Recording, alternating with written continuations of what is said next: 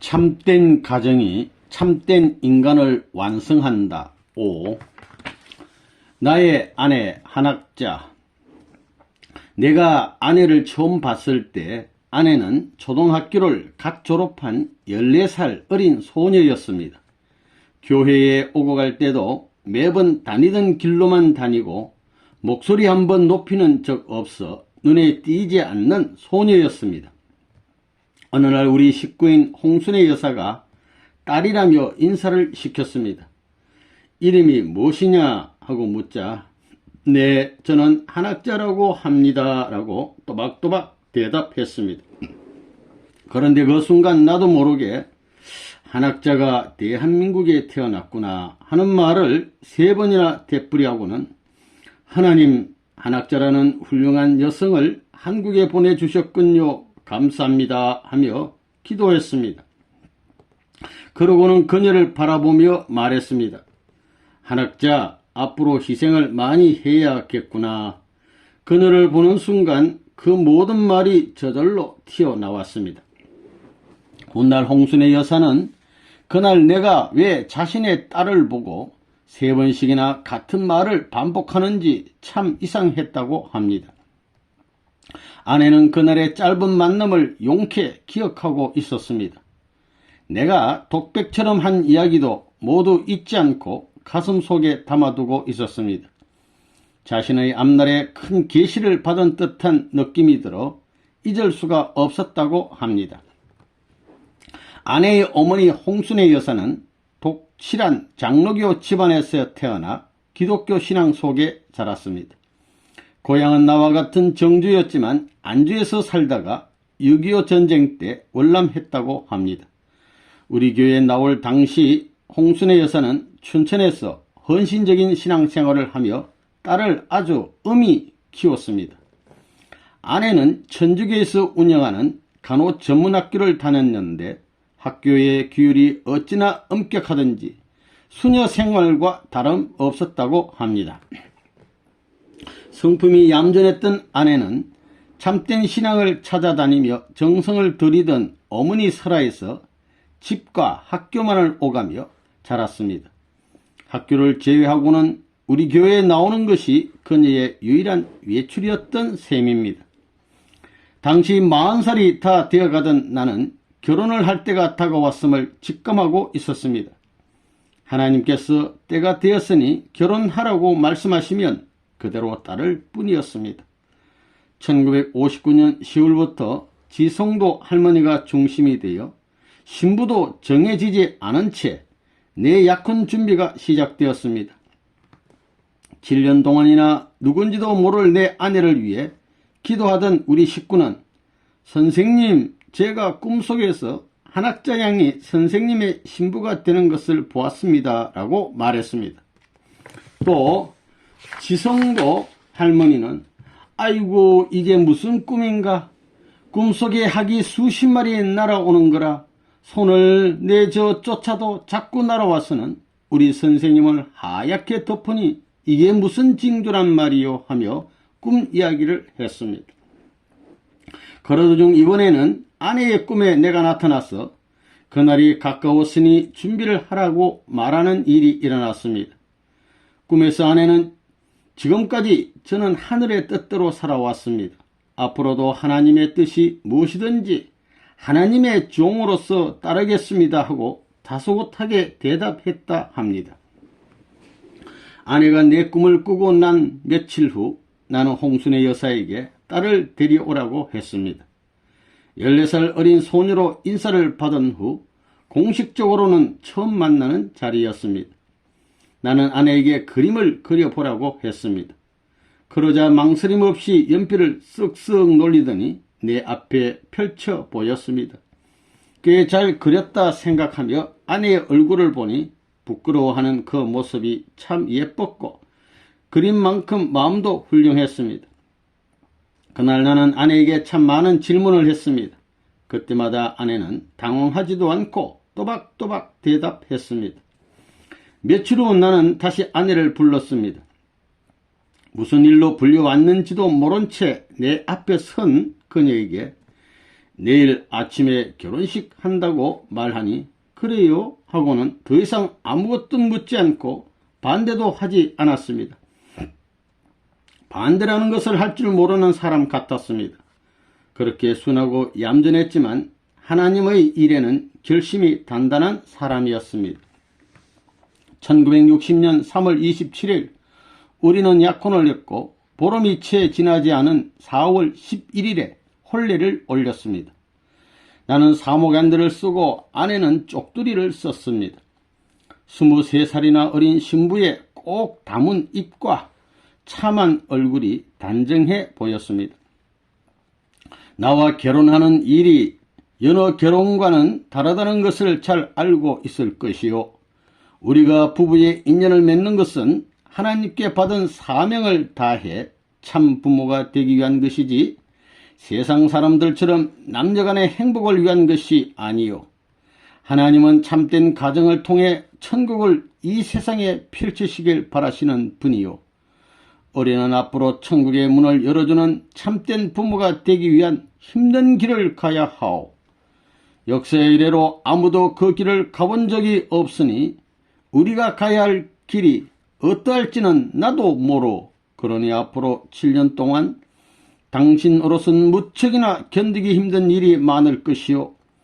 우리가 사는 삶이 다른 사람들과는 전혀 다르다는 것을 한순간도 잊지 말고 아무리 작은 일이라도 나와 의논한 뒤 행하고 내가 말하는 것에는 모두 순종하고 따라야 하오. 이미 각오하고 있으니 아무 염려 마십시오. 아내의 표정에 굳은 의지가 엿보였습니다. 아내는 결혼한 다음 날부터 견디기 힘든 날을 보내야 했습니다. 제일 먼저 닥친 어려움은 친정어머니를 볼 수 없다는 것이었습니다. 아내의 집안은 홀 어머니로만 3대를 이어와 어머니와 딸 사이가 유난히 친밀했는데 나는 장모에게 딸을 보려고 자주 찾아오지 마시오. 앞으로 3년 동안은 내 눈앞에도 보이지 마시오 하며 신신당부했습니다.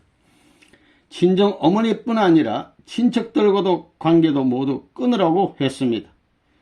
교회의 어머니라는 사람이 친정 식구들과 쑥뚝 공론을 하거나 사사로운 정에 빠져서는 자신의 책임을 다할 수 없을 것이라고 생각했기 때문입니다. 아내의 마음속에는 오로지 남편만 있어야 했습니다. 나는 3년 동안 아내를 교회 식구의 집에 겹방살이를 시켰습니다. 또 교회에는 하루 한 번밖에 오지 못하게 했습니다. 그마저도 저녁 때 딱 한 번 오되 올 때는 정문으로 들어와도 갈 때는 뒷문으로 조용히 나가라고 했습니다. 게다가 나는 밤새 예배를 보거나 기도를 올리느라 집에 자주 들어가지도 못했습니다. 그 사이에도 나를 둘러싼 이상한 소문들은 끊이질 않았으니 어린 아내가 겪어내기엔 쉽지 않은 일이었습니다. 내가 결혼하던 때는 이미 통일교회가 전국에 120여 개나 들어서며 상당히 이름이 난 때였습니다. 그래서 내 결혼을 두고 교회 안에서조차 말이 많았습니다. 아내를 시기하고 미워하여 별의별 말이 다 떠돌았습니다. 그런데 내가 남의 집살이 시키는 것도 모자라 어디를 가든 아내 대신 할머니들과 다니니 아내를 두고 이렇다 저렇다 하던 말들이 사라졌습니다. 오히려 첫째 딸을 낳고 옹기 하나 없는 방에서 덜덜 떨다가 산후풍이 들었는데도 남편이라는 사람이 코빼기도 보이질 않으니 어떻게 그럴 수 있냐며 아내를 두둔하고 염려하는 사람이 늘어났습니다. 선생님도 너무하시지. 결혼을 했으면 부인과 같이 살아야지. 저게 뭐야. 얼굴 한번 보기 힘드니. 아내를 두고 욕하던 사람들이 이제 오히려 아내를 동정하며 하나둘 아내 편이 되어 갔습니다. 아내는 어린 나이에 참 많은 훈련을 받았습니다. 나와 함께 사는 동안 한시도 자유로울 수 없었습니다. 언제나 신경을 곤두세우고 살얼음 위를 걷듯 오늘은 편안할까 내일은 편안할까 하며 마음 졸이고 살아야 했습니다. 말 한마디를 잘못해도 내게 지청구를 듣기 일쑤였습니다. 좋아서 좋다고 해도 타박이었고 내 뒤를 졸졸 따라오는 것을 보고도 잔소리를 했습니다. 어머니가 되려면 어쩔 수 없는 일이었지만 마음속 서러움은 매우 컸을 것입니다. 나야 그저 지나가는 말로 한마디 툭 던지는 것이었지만 아내는 내 말 한마디 한마디에 맞추며 살아야 했으니 고생이 말이 아니었을 겁니다. 그렇게 서로를 맞춰가는 기간이 7년이나 걸렸습니다. 결혼 생활에서 가장 중요한 건 믿음으로 하나 되는 것이라는 사실을 그때 다시 깨달았습니다. 참 착하고 귀한 당신. 결혼하고 나서 나는 아내와 약조를 했습니다. 아무리 분하고 원통한 일이 있더라도 교회 식구들이 우리 선생님 부부가 싸웠군 하는 생각이 들지 않도록 하자. 앞으로 아이를 몇 명 낳더라도 어머니 아버지가 싸움 표시를 내지는 말자. 왜냐하면 아이들은 하나님이기 때문이다. 아이들은 아주 작은 사랑의 하나님이다. 그러니 아이들이 엄마하고 부를 때 무조건 웃으며 그래 하고 답해야 한다. 7년 동안 그렇게 혹독한 훈련을 받은 후 아내는 비로소 어머니 다워쳤습니다. 교회 안에서 아내를 두고 이러쿵저러쿵 하던 말들도 자취를 감추고 가정에는 편안한 행복이 찾아왔습니다. 아내는 14남매를 낳았습니다. 세계 곳곳으로 순회 강연을 다니는 나와 함께 집을 떠나 있을 때면 날마다 아이들에게 편지며 엽서를 써서 보내는 일을 그러지 않을 정도로 아내는 아이들을 사랑으로 감싸 키웠습니다. 20년 동안 14명의 아이를 낳아 기르려니 무척이나 힘들었을 텐데 내색조차 하지 않았습니다. 해산을 앞둔 아내를 두고 해외에 나간 적도 한두 번이 아니었습니다. 교회 식구들이 보내오는 편지 속에 아내의 생활이 어려워 영양 상태가 염려된다는 이야기를 읽으면서도 어쩌지 못하는 날도 있었습니다. 그래도 아내는 힘들다는 불평 한 번 하지 않았습니다. 지금도 안쓰럽게 생각하는 것은 하루에 2~3시간밖에 자지 않는 남편에게 맞추느라 아내도 평생 2~3시간밖에 자지 못한 것입니다. 아내는 자기 결혼 반지도 남한테 빼줄 정도로 정이 많은 사람입니다.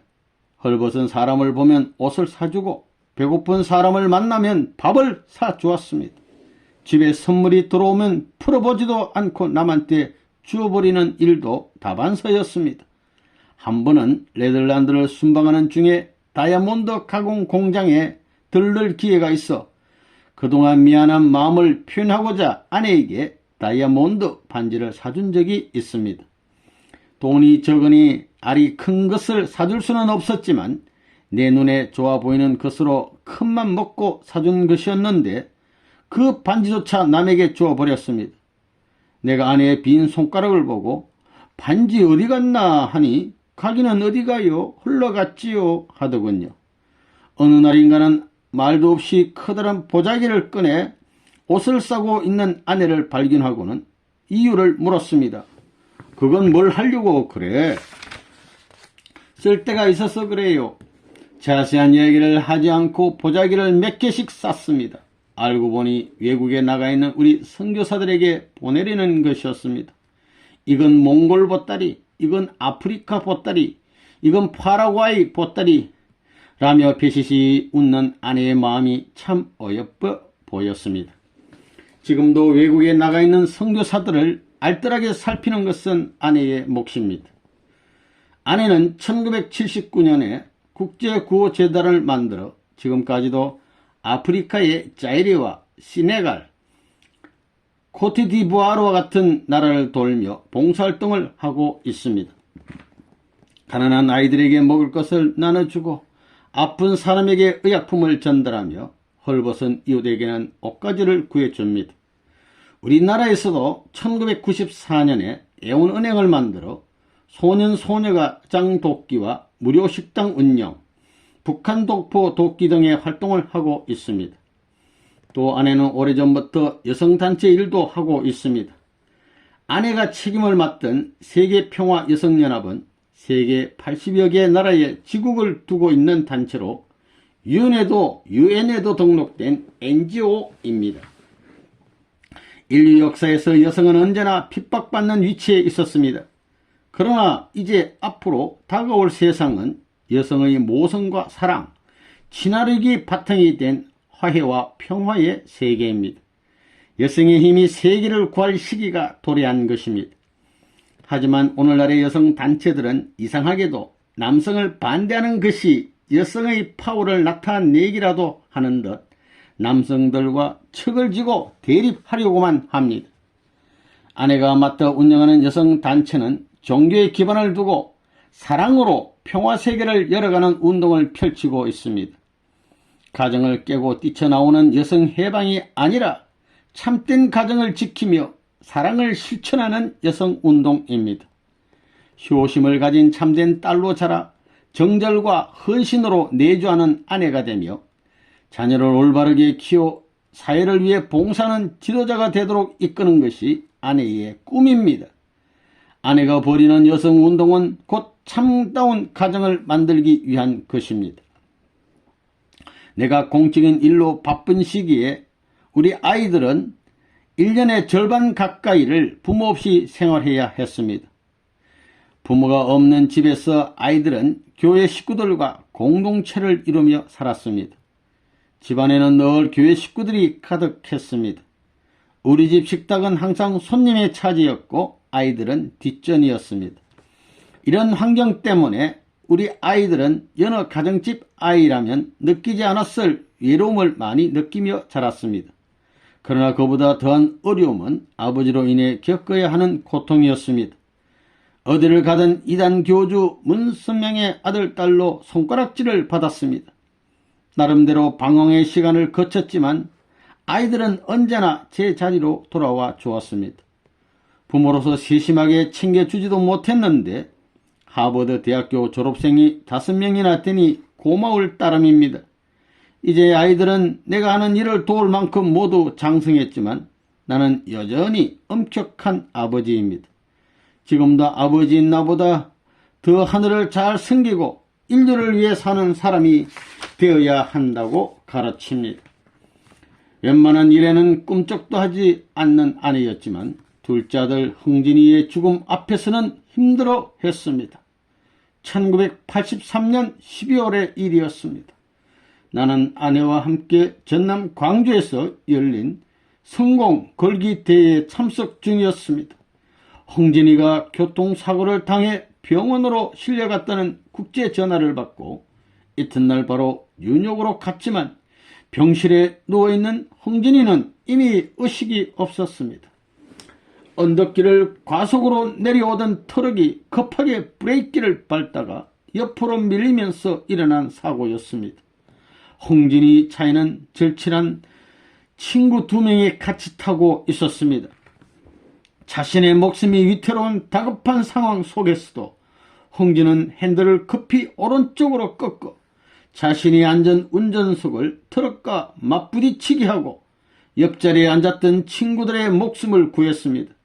사고가 난 집 근처의 언덕길을 가보았더니 도로에는 오른쪽으로 급하게 꺾인 타이어의 검은 자국이 그대로 남아 있었습니다. 결국 홍진이는 1월 2일 새벽에 하늘나라로 갔습니다. 바로 한 달 전에 17살 생일을 지낸 후였습니다. 다 키운 자식을 먼저 보내는 아내의 슬픔은 이루 말할 수 없는 것이었지만 소리내어 울기는커녕 눈물조차 흘리지 못했습니다. 우리는 영혼의 세계를 아는 사람들입니다. 사람의 영혼은 목숨을 잃는다고 해서 먼지처럼 사라지는 것이 아니라 영혼의 세계로 가는 것입니다. 하지만 사랑하는 자식을 이 세상에서 볼 수도 만질 수도 없다는 것은 부모로서 견디기 힘든 고통입니다. 마음대로 울지도 못하던 아내는 홍진이를 태운 영구참은 자꾸 어루만졌습니다. 사고를 당하기 전에 홍진이는 발레를 전공하는 훈수기와 정혼을 한 상태였습니다. 나는 훈수기를 불러 말했습니다. 여자가 평생 혼자 산다는 건 쉬운 일이 아니다. 그건 내 부모도에게도 할 짓이 아니야. 정혼은 없었던 일로 하자고 훈수기를 달랬지만 훈수기의 결심은 단호했습니다. 저는 영계의 존재를 잘 알고 있으니 흥진님과 제 일생을 함께하게 해 주십시오. 결국 흥진이 떠난 지 50일 후에 훈숙이는 우리의 며느리가 되었습니다. 신랑의 사진을 들고 영혼 결혼식을 올리는 동안 내내 밝게 미소 짓던 그 아이의 모습을 우리 부부는 잊지 못합니다. 이렇게 힘든 일을 겪을 때마다 가슴이 무너져 내릴 법도 한데 아내는 흔들리지 않았습니다. 아무리 어렵고 힘든 상황 속에서도 아내는 잔잔한 미소를 잃지 않고 삶의 고비를 넘겼습니다. 교회 식구들이 자녀 문제로 아내에게 상담을 해오면 아내는 웃으며 말합니다. 기다려주세요. 아이들의 방황은 한때이기 때문에 결국 지나갑니다. 아이들이 어떤 일을 하든 끝없이 포용하는 마음으로 사랑을 주면서 기다리십시오. 아이들은 부모의 사랑 속으로 반드시 돌아옵니다. 나는 평생 아내에게 큰 소리를 내본 적이 없습니다. 내 성품이 본래 그레스가 아니라 아내가 큰 소리를 내도록 한 적이 없기 때문입니다. 내 머리도 평생 아내가 만져주었습니다. 아내의 이발 솜씨는 세계 최고입니다. 요즘은 내가 너무 나이가 많아 아내한테 해달라는 것이 많습니다. 발톱 좀 깎아주소 하면 아내는 선뜻 발톱을 깎아줍니다. 발톱은 분명 내 발톱인데 내 눈에는 잘 안 보이고 아내 눈에 더 잘 보이니 이상한 일입니다. 나이 들수록 그런 아내가 점점 더 귀해집니다. 부부가 반드시 지켜야 할 약속. 나는 결혼하는 부부에게 결혼 후에 반드시 지켜야 할 것들을 다짐하게 합니다. 첫째는 부부간에 서로 신뢰하고 사랑하는 것입니다. 둘째는 서로의 마음에 상처를 주지 않는 것이고, 셋째는 2세나 3세 자녀들에게 순결을 지키도록 교육할 것이며, 넷째는 참된 이상을 이루기 위해 모든 가정 구성원들이 서로 격려하고 협조할 것 등입니다. 혼전 순결과 결혼 후 배우자에게 대해 정절을 지키는 일은 무척 중요합니다. 나는 인간답게 바르게 살고 건강한 가정을 지키기 위해 반드시 이것들을 가르칩니다. 결혼은 단순한 남녀의 만남이 아니라 하나님의 창조 사업을 이어가는 귀중한 의식입니다. 결혼은 남자와 여자가 하나가 되어 생명을 창조하고 참된 사랑을 찾아가는 길입니다. 결혼을 통해 새로운 역사가 생겨납니다. 결혼한 가정을 중심으로 사회가 형성되고 국가가 건설되며 하나님의 평화 세계가 이루어집니다. 이 세상에 하나님의 천국이 펼쳐지는 곳이 바로 가정입니다. 따라서 부부는 화평의 중심이 되어야 합니다. 부부 사이가 다정해야 함은 물론이고 시부모와 일가 친척들까지도 그 부부에 의해 화평이 생겨야 합니다. 두 사람만 사랑하고 잘 사는 것이 아니라 집안 식구들 모두가 서로를 사랑하며 살아야 합니다. 나는 결혼한 부부들에게 무조건 아이를 많이 낳으라고 합니다. 자녀를 많이 낳아 기르는 것은 하나님의 축복입니다. 하나님이 주신 귀한 생명을 인간의 잣대로 마구 낙태하는 일은 있을 수 없습니다. 이 세상에 태어나는 모든 생명은 제각각 하나님의 뜻이 있습니다. 생명은 모두 존귀함으로 잘 거두고 지켜야 합니다. 결혼한 부부가 서로 신뢰를 지키며 사랑을 쌓아가는 것은 당연한 일입니다. 내가 부부들에게 가장 중요하게 다짐받는 것은 세 번째 약속입니다. 자녀들에게 혼인의 순결을 지키도록 가르칠 것. 참으로 당연한 이 약속이 요즘 세상엔 너무도 지키기 어려운 것이 되어버렸습니다. 그렇지만 세상이 악해질수록 더욱더 철저하게 지켜야 하는 것이 바로 혼인의 순결입니다. 인간의 완성도, 세계 평화도 가정을 통해 비로소 완성됩니다. 종교의 목적은 만민이 선한 사람이 되어 이상적인 평화세계를 만드는 것입니다. 평화는 정치인들이 머리를 맞댄다고 찾아오지 않습니다. 막강한 군사력이 있다고 해서 평화가 오는 것도 아닙니다. 세계 평화가 찾아오는 출발점은 바로 가정입니다. 그런데 가정생활 중에서 가장 힘든 일이 아들, 딸을 제대로 키우는 것입니다. 사랑으로 낳아 기르지만 자식들은 부모의 뜻대로 자라주지 않습니다. 게다가 현대의 물질 문명은 청소년의 순수한 마음을 파괴하고 있습니다. 아름답게 자라야 할 청소년들이 마약에 빠져 환각 속에 살고 있습니다. 환각이란 제정신을 잃게 하는 겁니다. 정신을 잃어버린 아이들은 결국 범죄와 타락에 빠지기 마련입니다. 1971년 미국은 프리섹스 바람이 일어 사회가 말도 못하게 혼란스러웠습니다. 길거리에는 머리를 기르고 마약에 취해 늘어져 있는 히피들이 넘쳐났습니다. 훌륭한 교육을 받은 멀쩡한 청년들이 그렇게 하나둘씩 망가져 버렸습니다. 성적으로 어찌나 타락했든지 한 해에 800만 명의 성병 환자가 나온다고 했습니다. 그런데 사실 심각한 문제는 정치가나 학자, 목사라는 사람들이 그 사실을 알면서도 다들 쉬쉬하며 문제를 덮어두기 바쁘다는 것이었습니다. 그들이 현실을 외면하려는 것은 바로 자신들이 순결하지 못하기 때문입니다. 내가 순결하지 못하면서 자녀들에게 순결을 강요할 수는 없습니다. 어른들의 불륜과 문란한 성도덕은 가정을 파괴하고 아이들을 망칩니다. 불륜과 문란한 사생활은 아이들의 생명을 죽이는 일입니다. 현대사회가 물질적으로 풍요로운 만큼 행복하지 못한 것은 모두 가정이 망가진 탓입니다. 가정을 구하기 위해서는 먼저 어른들이 반듯하게 살아야 합니다. 아이들을 순결하게 키우는 것은 그 다음의 문제입니다. 어머니는 가정을 지키는 보루입니다. 세상이 아무리 변해도 어머니의 희생과 봉사가 있어야만 진정한 건전한 가정, 평온한 가정으로 바로 섭니다. 그리고 그런 가정에서 아름다운 자녀가 자라납니다. 옆으로 걷는 개가 자기 자식에게 똑바로 걸으라고 하는 것은 어불성설입니다. 자녀 교육은 가정에서 보고 배우는 것이 가장 중요합니다. 부모가 올바른 본을 보여야 합니다. 참다운 가정에서 참다운 자녀가 나옵니다. 진실은 언제나 가장 단순합니다. 자녀들을 키우면서 가장 힘든 시기는 사춘기입니다. 사춘기 때는 자녀들 모두가 왕자이고 공주입니다. 사춘기는 모든 것을 자기 중심으로만 생각하는 때라 부모의 말에 무조건 반박하기 십상입니다. 그럴 때 그들을 이해해주지 않으면 아주 나쁜 길로 빠질 수 있습니다. 반대로 아무리 사소한 것이라도 자신과 마음이 통한다고 생각하면 신이 납니다. 가을날 나뭇잎이 다 떨어진 감나무에서 홍시가 뚝 떨어지는 것만 봐도 좋아서 웃습니다. 왠지 모르지만 자기 마음에 와 닿으니 그저 좋은 겁니다. 여기에 하나님의 창조 본성이 깃들어 있습니다. 그래서 사춘기에 사랑의 감정에 휩싸이면 세상을 보는 눈이 흐려져 판단력을 잃기 십상입니다.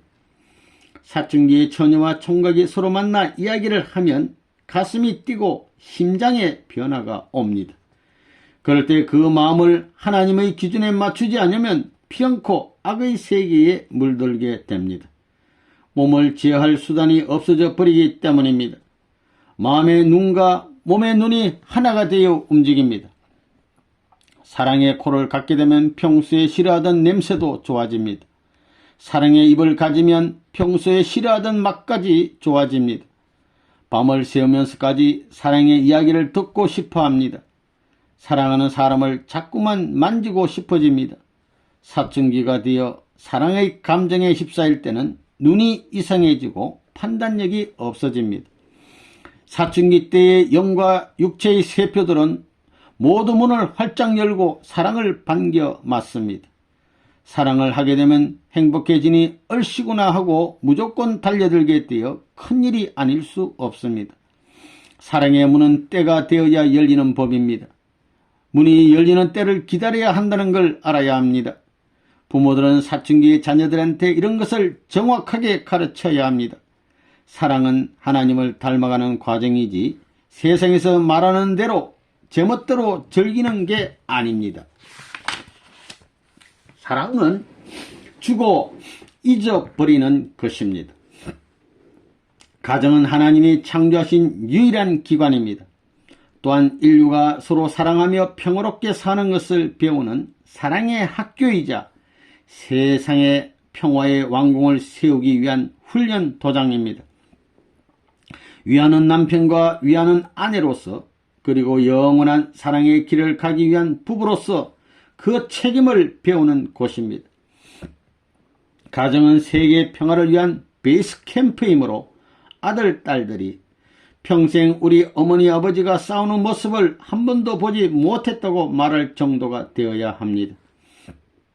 살다 보면 별의별 일을 다 겪게 마련입니다. 아무리 사이좋은 부부라도 지내다 보면 서로 잔소리도 하고 화가 나서 고함을 치는 일도 있겠지만 아이들이 들어오는 순간에는 딱 멈춰야 합니다. 아무리 화가 나는 일이 있어도 아이들을 대할 때만은 평화롭고 자상해야 합니다. 그래서 아이들이 우리 집은 참 화기애애하고 우리 부모님은 정말 다정하다고 생각하며 자라게 해야 합니다. 부모는 아이들에게 제2의 하나님입니다. 하나님이 좋아, 어머니 아버지가 좋아 라고 물을 때 어머니 아버지가 좋다는 말은 곧 하나님도 좋아한다는 뜻입니다. 교육 중에 가장 귀한 교육은 가정에서 이루어집니다. 행복이 따로 있고 평화가 따로 있는 것이 아니라 가정이 곧 천국입니다. 제 아무리 막대한 돈과 명예를 가지고 있고 세계를 다 얻었다 할지라도 가정이 올바로 서지 못하면 불행합니다. 가정은 천국의 시발점입니다. 진정한 사랑으로 부부가 맺어지고 이상적인 가정이 건설되면 우주와 곧바로 연결됩니다. 내가 미국 덴버리 교도소에 있을 때 재미있는 광경을 보았습니다. 테니스 코트를 만들기 위해 매일같이 비탈길을 불도저로 미는 작업을 하고 있었습니다. 작업을 하다가 비가 오면 멈추고 해가 나면 다시 일을 시작하기를 몇 달 동안 반복했습니다. 한동안 장마가 들어 일을 하지 못하다가 21일 만에 다시 작업을 나가보니 수초가 있는 곳에 물새가 둥지를 털고 있었습니다. 죄수들이 운동삼아 걷는 길에서 불과 몇 미터 떨어지지 않은 곳이었습니다. 처음에는 물새가 있는 줄도 몰랐습니다. 보호색이 얼마나 완벽한지 물새의 깃털이 영락없는 수초처럼 보였습니다. 그런데 알을 낳자 그제야 그곳에 있는 녀석들이 눈에 들어왔습니다. 물새는 잔뜩 웅크린 채 까만 자갈돌 같은 알을 품고 있었습니다. 새끼가 알을 깨고 나오자 어미가 먹이를 구해 새끼들의 입에 넣어 주었습니다. 그런데 먹이를 물고 오는 어미는 새끼가 있는 둥지까지 절대로 한 번에 날아가는 법이 없었습니다. 둥지에서 멀찌감치 날개를 접고 걸어서 새끼들에게 다가갔습니다. 그것도 매번 다른 방향에서 걸어갔습니다. 자기 새끼들이 사는 둥지의 위치를 아무도 눈치채지 못하게 하려는 어미 새의 지혜였습니다. 물새 새끼들은 어미가 물어주는 먹이를 먹고 무럭무럭 자랐습니다. 죄수들이 산책을 하다가 물새 둥지 옆을 지나치려면 어미 새가 날아와서 죄수들을 날카로운 부리로 쪼아댔습니다. 혹시 자기 새끼를 해칠까봐 경계하는 겁니다. 물새도 부모의 참된 사랑을 알고 있었습니다.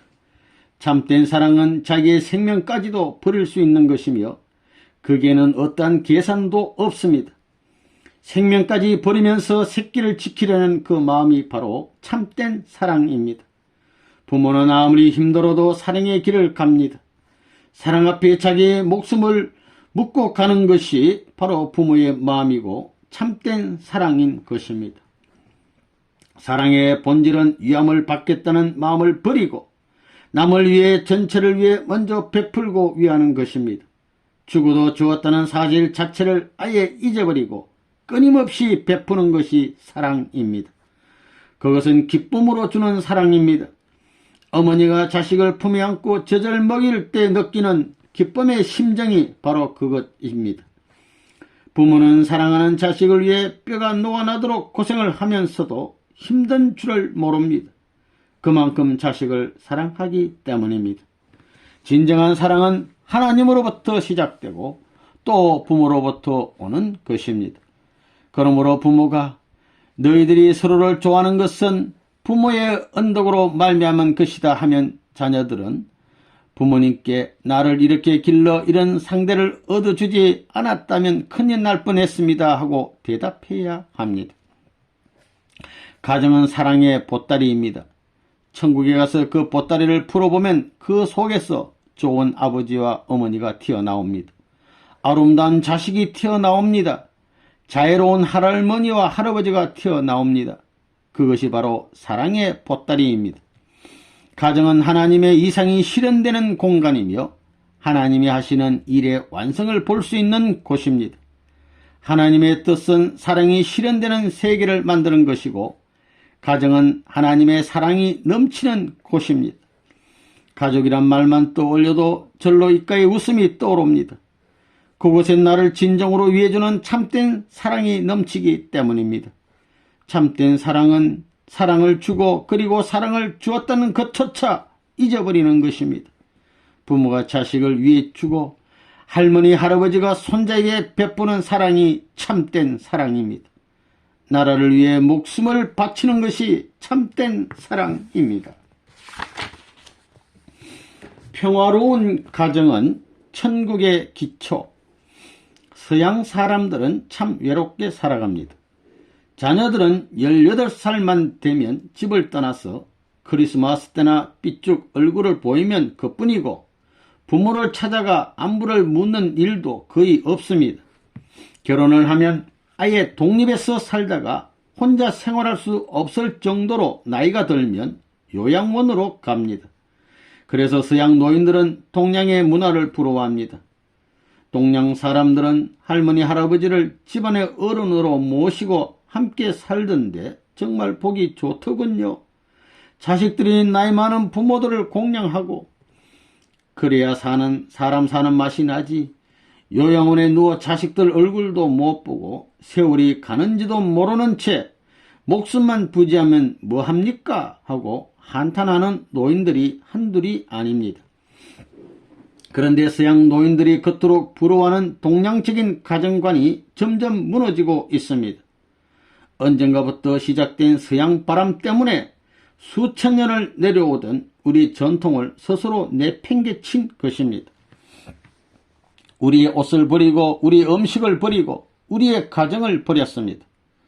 연말이면 부르 이웃돕기 방송에서는 해마다 늘어나는 독거 노인의 숫자를 발표합니다.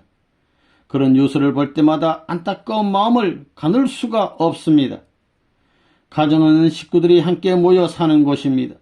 식구들이 뿔뿔이 흩어지고 홀로 남으면 그것은 이미 가족이 아닙니다. 대가족 제도는 우리나라의 아름다운 문화입니다. 나는 3대가 같이 사는 가정을 권합니다. 우리나라의 전통을 지키기 위해서만이 아닙니다. 부부가 결혼해서 귀한 자식을 낳으면 부모의 모든 것을 물려줍니다.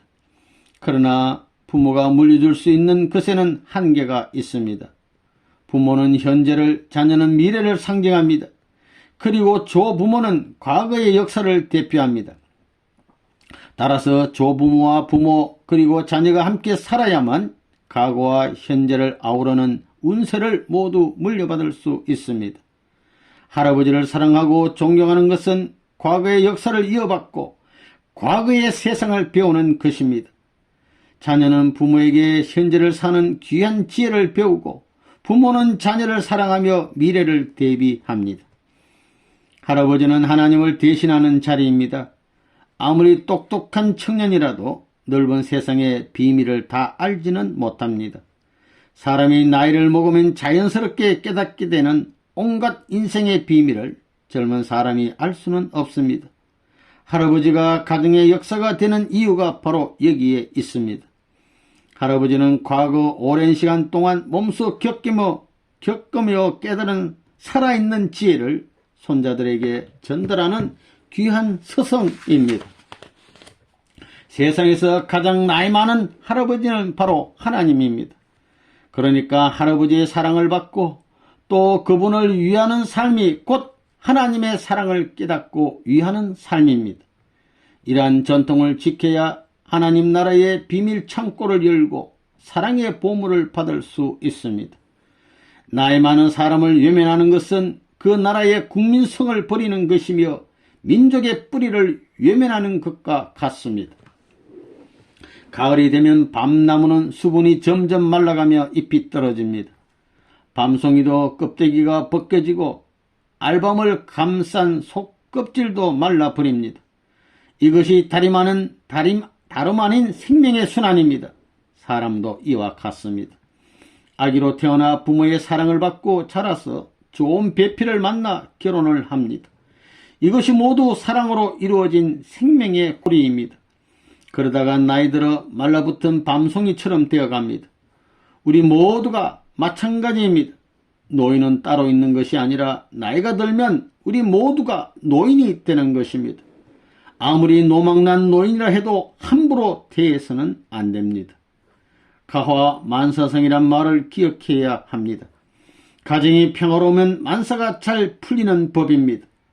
평화로운 가정은 천국의 기초입니다. 가정의 원동력은 사랑입니다. 가정을 사랑하듯이 우주를 사랑하면 무엇이든지 무사통과입니다. 하나님은 전체 우주의 부모로서 사랑의 한가운데 계십니다. 그러니 가정의 사랑이 하나님까지 일사천리로 통하게 됩니다.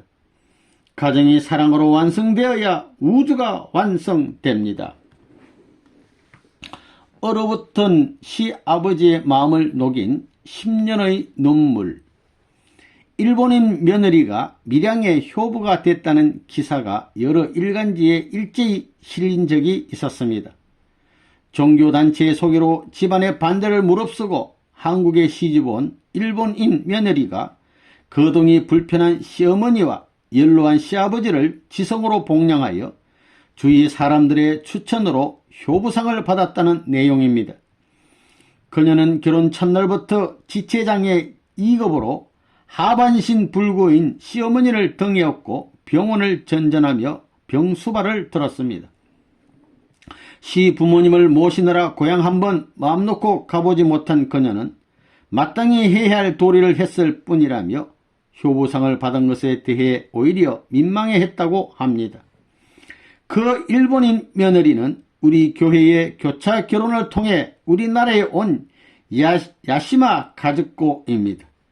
교차 결혼이란 종교, 국가, 인종을 초월하여 남녀가 결혼으로 맺어지는 것을 의미합니다. 농촌에 가면 장가를 가지 못한 청년들이 넘쳐납니다. 교차 결혼으로 우리나라 농촌 총각들과 결혼한 신부들은 어떤 조건도 따지지 않고 한국에 와서 남편을 만나 가정을 이루고 삽니다. 또한 병든 시부모를 살리고 좌절해 있던 남편에게 기운을 북돋아주며 자식을 낳아 기릅니다. 그들은 우리나라 사람들이 살기 힘들다고 떠나버린 농촌을 지키고 살려냅니다. 얼마나 고맙고 귀한 일입니까? 이렇게 고귀한 일이 이미 30년 넘게 계속되어 왔습니다. 지금까지 교차 결혼을 통해 우리나라에 정착한 외국 여성들은 수천 명이 넘습니다. 젊은이들이 모두 떠나버려 그동안 아기 울음소리를 듣지 못했던 동네 노인들은 그들이 낳은 아이를 친손자가 태어난 것처럼 기쁘게 반깁니다. 충청도의 한 지역에 있는 초등학교는 전교생 80여 명 중 절반이 넘는 아이들이 교차 결혼으로 맺어진 우리 교회 식구들의 2세라고 합니다. 그 학교의 교장은 더 이상 학생 수가 줄어들면 학교를 폐교해야 한다며 우리 교회 식구들이 다른 지역으로 이사가는 일이 없기를 매일 기도합니다. 지금 우리나라에는 교차 결혼으로 태어난 어린이 2만여 명이 초등교육을 받고 있습니다. 요즘도 광복절이 되면 일본인이 지은 죄를 사죄합니다라며 머리를 조아리는 특별한 일본인의 모습이 텔레비전 뉴스에 등장합니다. 자신이 직접 지은 죄는 아니지만 조상이 지은 죄를 대신 사죄하는 것입니다. 그들 역시 10중 8구는 교차 결혼을 통해 국가 간의 장벽을 허물어 버린 우리 식구들입니다. 그들 덕분에 일본을 원수처럼 여기던 우리 마음의 벽이 많이 허물어질 수 있었습니다. 나를 잘 따르던 아주 영특한 청년이 있었습니다. 1988년에 결혼을 하려고 배필을 구하는데 마침 일본 여자가 짝이 되었습니다.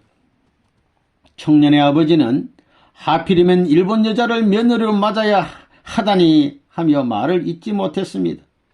그는 일제 강점기 때 징용으로 끌려가서 이와테 탄광에서 강제 노동을 한 사람이었습니다.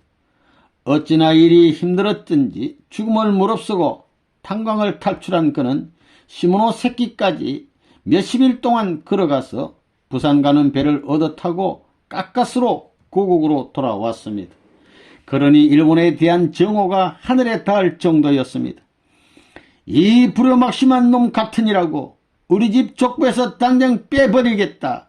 우리 집에는 절대로 원수 나라의 여자를 들일 수 없으니 당장 데리고 사라져라.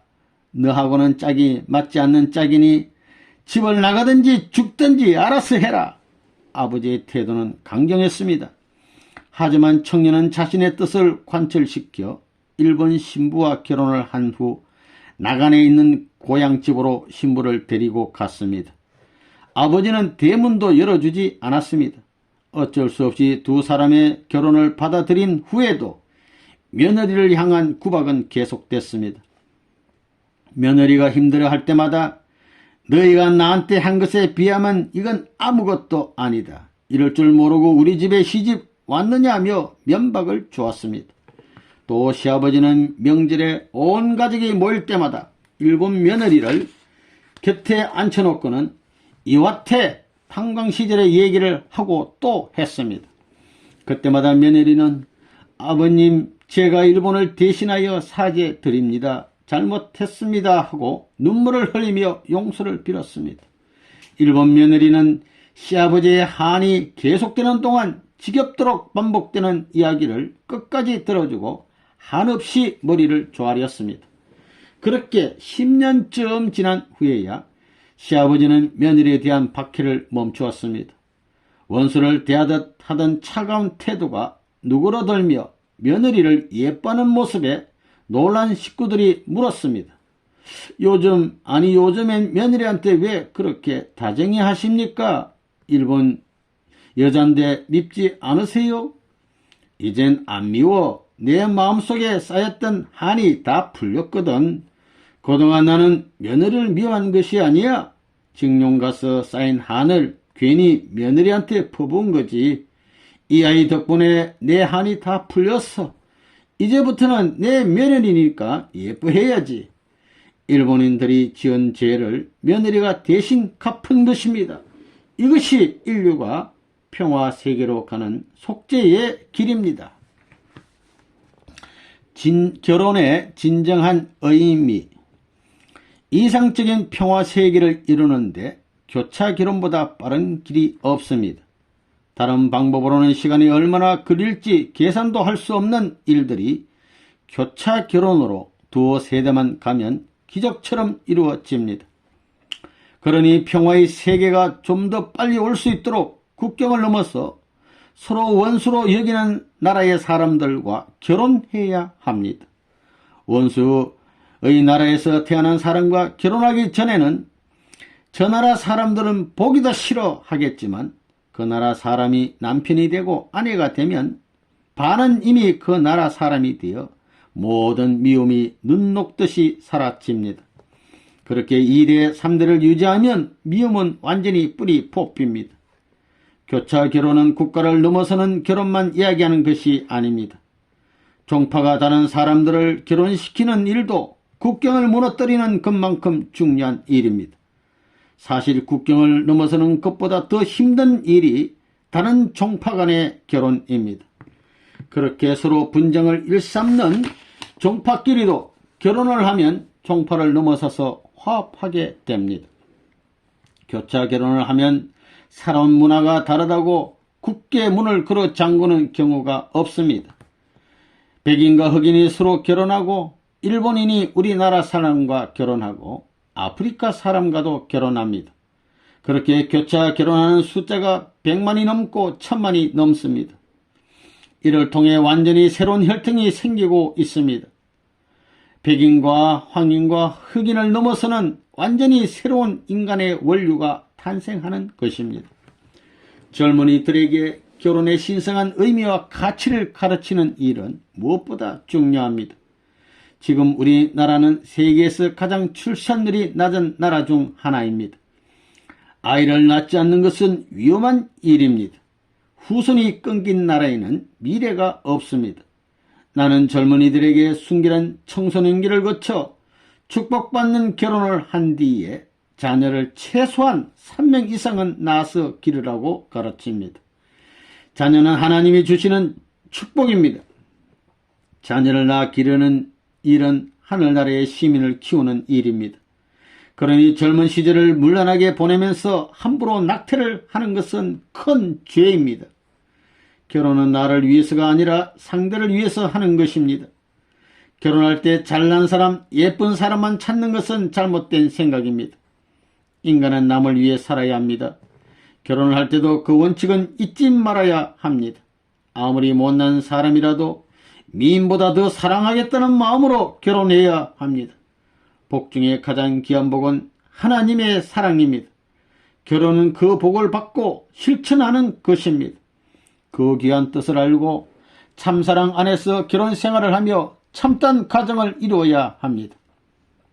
세계 평화는 그렇게 거창한 것이 아닙니다. 가정이 평화로워야 사회가 평화로워지고 국가 간의 갈등이 사라지며 그것이 바로 세계 평화로 이어집니다. 그렇기에 온전한 가정이 중요하고 가정의 책임이 그만큼 막강한 것입니다. 나만 잘 살면 된다. 내 가정만 지키면 된다는 말은 내 사전에는 없습니다. 결혼은 두 사람이 하는 것이지만 결국은 두 집안이 인연을 맺는 것이며 나아가 두 종족, 두 나라가 화합하는 것입니다. 상대의 다른 문화를 받아들이고 역사 속에서 맺힌 한을 극복하며 하나가 되어 갑니다. 한국 사람이 일본 사람과 결혼하면 한국과 일본이 화합하는 것이고 백인과 흑인이 결혼하면 백인종과 흑인종이 화합하는 것입니다. 또 그들이 낳는 아이들은 두 민족의 피를 동시에 물려받는 화합의 인간이며 백인과 흑인을 넘어서는 새로운 인종의 시온이 됩니다.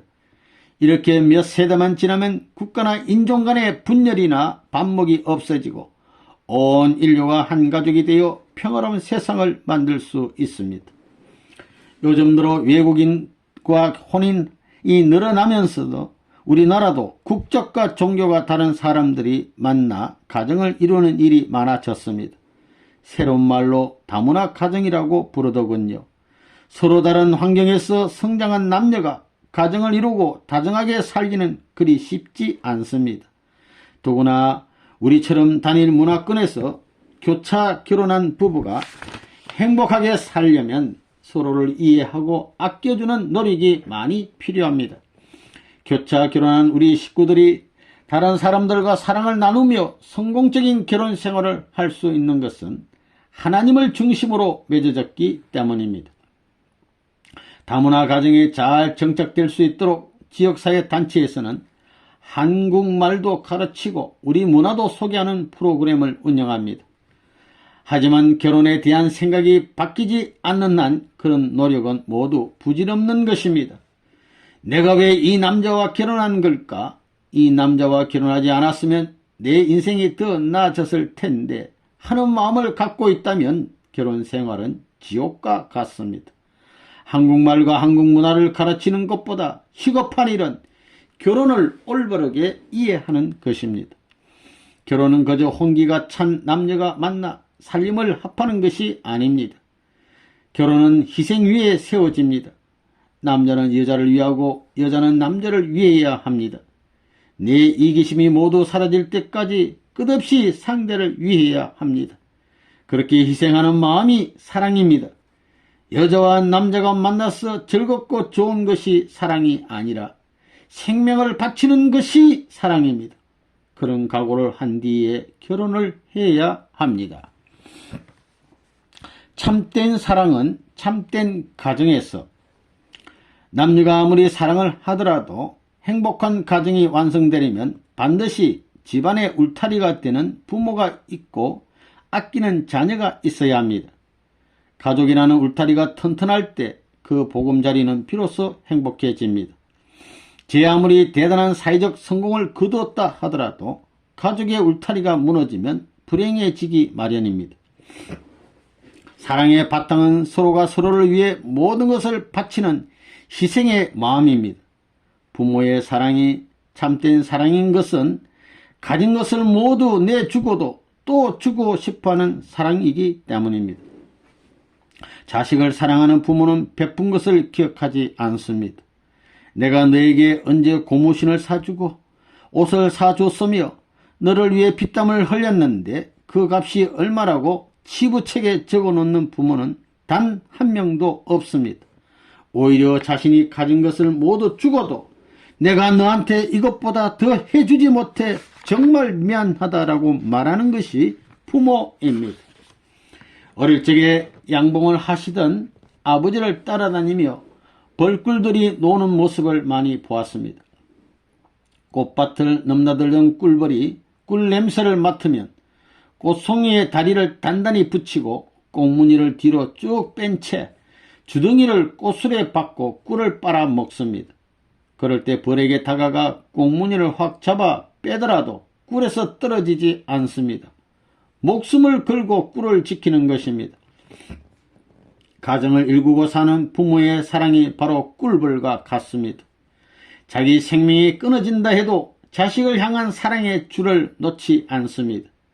자식을 위해 생명을 버리고 나아가 생명을 버렸다는 것마저 있는 것이 부모의 참된 사랑입니다.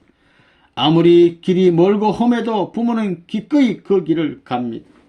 부모의 사랑은 세상에서 가장 위대한 사랑입니다. 제 아무리 좋은 집에서 산의 진미를 먹으며 살아도 부모가 없으면 마음이 텅 비어버립니다. 부모의 사랑을 받지 못하고 자란 사람의 마음속에는 다른 어떤 것으로도 채울 수 없는 외로움과 허전함이 숨어 있습니다. 가정은 부모의 참된 사랑을 받으며 사랑을 배우는 곳입니다. 어린 시절 사랑을 받지 못한 아이들은 평생 사랑에 굶주려 정서적인 고통을 받을 뿐 아니라 가정이나 사회를 위해 마땅히 해야 하는 높은 도덕적인 의무를 배울 기회를 잃습니다. 참된 사랑이란 가정이 아닌 다른 곳에서는 결코 배울 수 없는 가치입니다. 참된 가정은 남편과 아내가 서로를 각자의 어머니와 아버지 혹은 형제처럼 위하고 사랑하는 곳입니다. 나아가 아내를 하나님처럼 사랑하고 남편을 하나님처럼 존경하는 곳입니다. 어떤 어려움이 닥친다 해도 형제를 버릴 수는 없습니다. 어머니도 버릴 수 없습니다. 그러니 이혼이란 말은 있을 수 없습니다. 남편은 아버지 대신이자 오빠 대신이기 때문에 아버지를 버릴 수 없고 오빠를 버릴 수 없는 것처럼 남편을 버릴 수 없습니다. 아내 역시 마찬가지입니다. 이렇게 서로를 절대적인 존재로 여기며 사는 곳이 진실한 사랑이 넘치는 참된 가정입니다. 서로 다른 인종과 문화 배경을 가진 부부라고 해도 하나님의 사랑을 받아 가정을 이루었다면 그들 사이에 태어난 자녀들 사이에서는 문화적 갈등이란 있을 수 없습니다. 그 자녀들은 부모를 사랑하는 마음으로 어머니 나라와 아버지 나라의 문화와 전통을 모두 사랑하고 아낄 것입니다. 다문화 가정의 갈등 해결은 어떤 지식을 가르치는지가 아니라 그 부모가 참된 사랑으로 자녀를 기르는지에 달려 있습니다.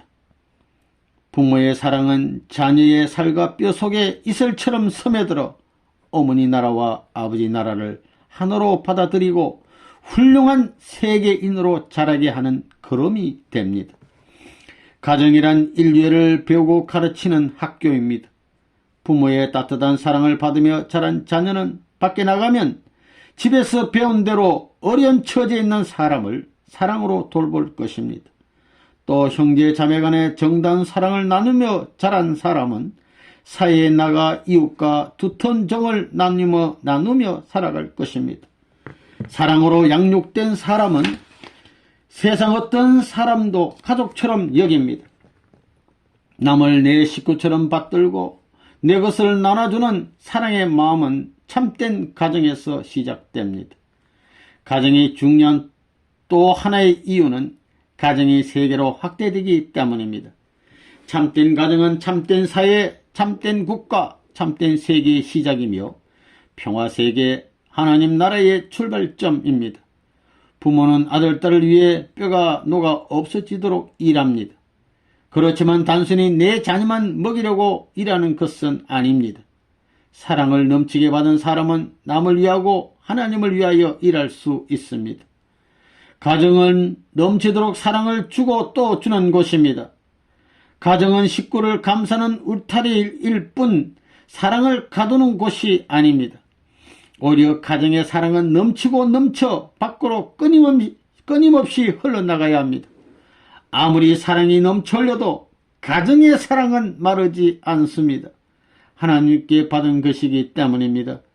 하나님이 주신 사랑은 아무리 퍼내도 끝이 보이지 않는 사랑, 아니 퍼낼수록 점점 더 맑은 샘이 솟구쳐 올라오는 사랑입니다.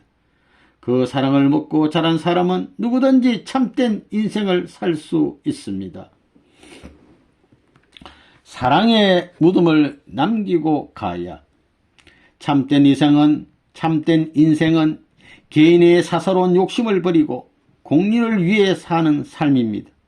이것은 공자나 예수, 석가모니나 마호메트 등 세계적인 종교 지도자라면 누구나 말하는 동서고금의 진리입니다. 누구나 알고 있고 너무 흔해서 오히려 그 가치를 잃어가는 것이 안타까운 진리입니다.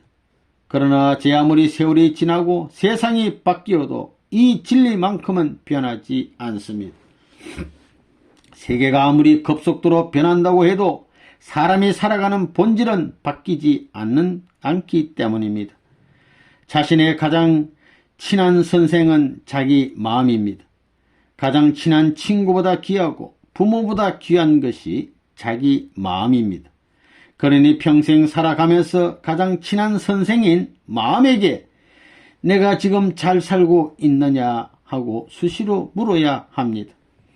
마음이 자신의 주인이라는 사실을 깨닫고 마음을 닦으며 평생 친하게 지내다 보면 누구나 마음의 소리를 들을 수 있습니다. 마음이 눈물을 철철 흘리며 우는 소리를 들었다면 그때 하던 일을 당장 멈춰야 합니다. 자기 마음을 괴롭게 하는 일은 스스로를 망치는 일이기 때문입니다. 마음을 슬프게 하는 일은 결국 스스로를 슬픔에 빠뜨리는 일입니다.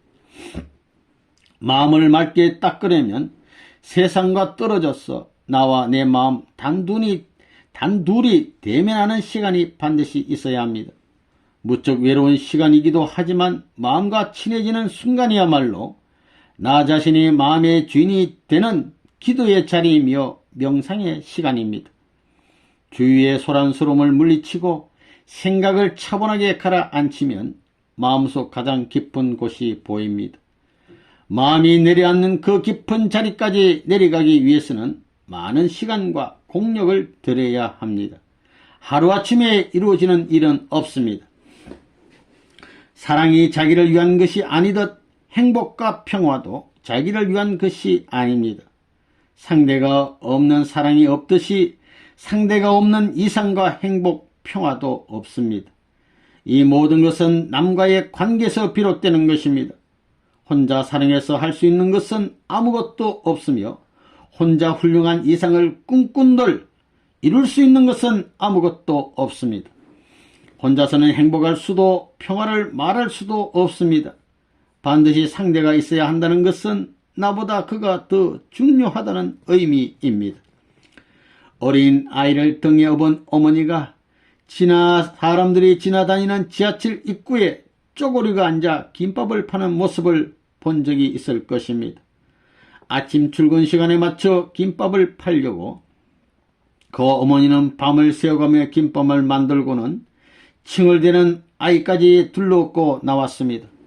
지나가는 사람들은 무심코 아이고 저 아이만 없으면 살만할 텐데 하고 말하지만 실상 그 어머니는 아이 때문에 살아가는 것입니다. 등에 엎여 칭얼거리는 아이가 그 어머니의 생명줄입니다. 인생 80이라고들 말합니다. 희로애락이 뒤섞인 80년이라는 세월이 참 길어 보이지만 그중 잠자는 시간과 일하는 시간, 밥 먹는 시간, 사람들과 이러저러한 이야기를 하며 웃고 떠드는 시간, 결혼식에 가고 상갓집에 들르는 시간, 병들어 누워있는 시간들을 제외하면 겨우 7년이 남는다고 합니다. 우리가 세상에 태어나 80년을 살아봐야 진정으로 나를 위해 살았다고 할 수 있는 시간은 고작 7년 뿐입니다. 인생은 고무줄과도 같습니다. 누구에게나 똑같이 주어진 7년이 누구에게는 7일만큼 쓰이고 또 누구에게는 70년만큼 쓰일 수 있습니다. 시간은 본래 비어있고 우리가 그 속을 채워넣는 것입니다. 인생도 마찬가지입니다. 살면서 누군들 안락한 잠자리와 기름진 밥상을 바라지 않겠습니까만 먹고 자는 일은 실상 시간을 흘려보내는 것에 지나지 않습니다. 내 목숨이 다해 몸이 땅속에 묻히는 순간 평생의 부귀와 영화는 한꺼번에 물거품이 되어 사라져 버립니다. 그 사람이 자신을 위해 살다간 7년의 시간만이 남아 후대의 사람들에게 기억됩니다. 그 7년의 세월만이 80년을 살면서 내가 이 세상에 남기는 흔적입니다. 사람이 태어나고 죽는 것은 자기 의지에 의한 것이 아닙니다. 사람은 자신의 운명에 대해 아무것도 선택할 수 없습니다. 태어났을 때 내가 나고자 해서 난 것이 아니요, 살되 내가 살고자 해서 사는 것이 아니요, 죽되 내가 죽고자 해서 죽는 것이 아닙니다. 이렇게 인생에 아무런 권한이 없는데 자신이 잘났다고 자랑할 것이 있겠습니까? 자기 자신이 태어나고 싶다고 태어날 수도 없고 자신만의 그 무엇을 끝내 가질 수도 없고 죽음의 길을 피할 수도 없는 인생인데 자랑해봐야 처량할 뿐입니다. 남보다 높은 지위에 올랐다 한들 한순간의 영화에 지나지 않고 남보다 많은 재물을 모았다 한들 죽음의 문 앞에서 모두 버리고 가야 합니다. 돈이나 명예나 학식 모두가 시간을 따라 흘러가 버리고 세월이 지나면 모두 없어져 버립니다. 아무리 잘나고 위대한 사람이라 해도 생명줄을 놓치는 순간 끝나버릴 가련한 목숨일 뿐입니다. 내가 무엇인지, 내가 왜 살아야 하는지를 아무리 생각해도 알 수 없는 것이 사람입니다. 따라서 내가 태어난 동기와 목적이 나로 말미암은 것이 아니듯 내가 살아야 할 목적 역시 나를 위한 것이 아님을 깨달아야 합니다. 그러니 인생을 어떻게 살아야 할 것인가에 대한 답은 간단합니다. 사랑으로 말미암아 태어났으니 사랑의 길을 찾아 살아야 합니다. 부모의 무궁한 사랑을 받아 태어난 생명이니 평생 그 사랑을 갚으며 살아야 합니다. 그것만이 우리가 인생에서 자의적으로 선택할 수 있는 유일한 가치입니다. 우리에게 주어진 7년의 시간 속에 얼마나 많은 사랑을 채워 넣는가에 인생의 성패가 달려 있습니다. 누구나 한 번은 육신의 옷을 벗고 죽습니다. 우리말로는 죽는 것을 돌아간다고 합니다. 돌아간다는 말은 본래 출발했던 곳, 즉 근본으로 다시 돌아간다는 이야기입니다. 우리가 살고 있는 우주의 모든 활동은 순환합니다. 산에 쌓인 눈이 녹아 계곡을 타고 흘러내려 냇물을 이루고 강물이 되어 바다로 나갑니다. 바다로 흘러들어간 하얀 눈은 뜨거운 햇볕을 받고 수증기가 되어 다시 하늘로 올라가 눈송이나 빗방울이 될 준비를 합니다. 그렇게 본래 있던 곳으로 돌아가는 것이 죽음입니다. 사람이 죽어 돌아가는 곳은 어디일까요? 몸과 마음으로 이루어진 사람의 생명에서 몸을 벗어버리는 것이 죽음이니 본래 마음이 있던 곳으로 돌아가는 것입니다. 죽음을 이야기하지 않은 채 삶을 이야기할 수는 없습니다. 삶의 뜻을 알기 위해서라도 우리는 죽음이 무엇인지를 정확하게 알아야 합니다. 어떤 삶이 진정으로 가치 있는 것인지는 당장이라도 죽을 것처럼 심견궁지에 몰려 하루라도 더 살려고 하늘을 붙들고 울부짖는 사람만이 알 수 있습니다.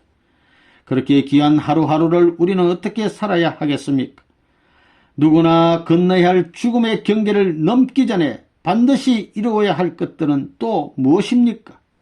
가장 중요한 것은 죄를 짓지 않고 그림자 없는 삶을 사는 것입니다. 무엇이 죄인가 하는 문제는 종교적으로 또 철학적으로 많은 논쟁거리를 만들어냅니다만 분명한 것은 양심이 주저하는 일을 하지 않아야 한다는 사실입니다. 양심에 끓이끼는 일을 하면 반드시 마음에 그림자가 남기 마련입니다. 그 다음으로 중요한 것은 남들보다 훨씬 더 많은 일을 하는 것입니다. 사람에게 주어진 인생이 60년이든 70년이든 결국은 모두 제한되어 있습니다. 그 시간을 어떻게 쓰느냐에 따라 보통 사람의 2~3배가 되는 풍요로운 삶을 살 수 있습니다. 시간을 필요에 따라 잘게 쪼갠 뒤 한순간도 헛되이 쓰지 않고 열심히 일한다면 그 삶은 참으로 귀해집니다. 남들이 한 그루의 나무를 심을 때 2~3그루의 나무를 심는 부지런하고 성실한 자세로 인생을 사십시오. 자신을 위해 그렇게 살라는 것이 아닙니다. 내가 아닌 남을 위해서, 내 가정이 아니라 이웃을 위해서, 내 나라가 아니라 세계를 위해서 살아야 합니다. 무릇 세상의 모든 죄는 개인을 앞세울 때 생깁니다. 개인의 욕심, 개인의 욕망이 이웃을 해롭게 하고 사회를 망치는 것입니다. 세상의 모든 일은 지나가 버리고 맙니다. 사랑하는 부모, 사랑하는 남편과 아내, 사랑하는 자식도 모두 지나가 버리고 삶의 마지막에 남는 것은 죽음뿐입니다. 사람이 죽으면 무덤만 남습니다. 그 무덤 안에 무엇을 넣어야 가치 있는 삶을 살았다고 할 수 있을지 생각해 보십시오. 평생 모은 재산이나 사회적 지위는 이미 지나가 버린 뒤입니다. 죽음의 강을 건너가면 그런 것들은 아무런 의미도 없습니다. 사랑 속에 태어난 사랑의 삶을 살았으니 생을 마감한 무덤 속에 남는 것도 사랑뿐입니다. 사랑으로 얻어진 생명이니 사랑을 나누며 살다가 사랑 속으로 돌아가는 것이 우리의 인생이니 우리 모두 사랑의 무덤을 남기고 떠나는 인생을 살아야 합니다.